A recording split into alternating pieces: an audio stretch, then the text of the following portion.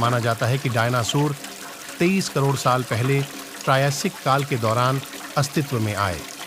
ये वो समय था जब धरती के सभी महाद्वीप एक साथ जुड़े हुए थे। डायनासोर दक्षिण ध्रुव के क्षेत्र में पैदा हुए थे, लेकिन इन्हें ठंड पसंद थी, जिसका कारण ये उत्तरी ध्रुव की ओर चले गए। उस समय धरती गर्मी और भाप से भरी हुई थी। उस समय कार्बन डाइऑक्साइड का कंसंट्रेशन आज से 6 गुना ज्यादा था। इस कारण ध्रुवीय इलाकों की बर्फ गलने लगी थी और वहां पेड़ पौधे उग आए थे। सैकड़ों साल तक चलता रहा ज्वालामुखी विस्फोट। जब ट्रायसिक काल समाप्त हुआ तो 1 लाख साल की अवधि में ही पृथ्वी पर जमीन पर रहने वाले और समुद्री जीवों के 3/4 जीव खत्म हो गए। कछुए और बिल में रहने वाले कुछ स्तनधारी जीव बच गए, लेकिन किसी को नहीं पता कि उस समय तबाही कैसे मची थी। वैज्ञानिकों की थ्योरी है कि ज्वामुखी विस्फोट के कारण ऐसा हुआ।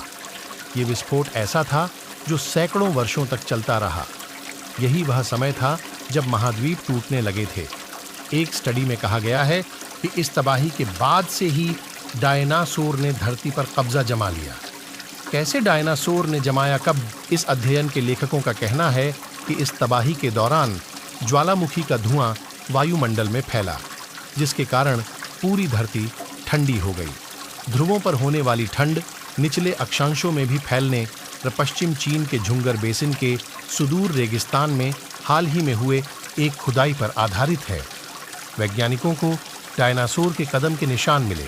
इस स्टडी को साइंस एडवांस जर्नल में इसे प्रकाशित किया गया था।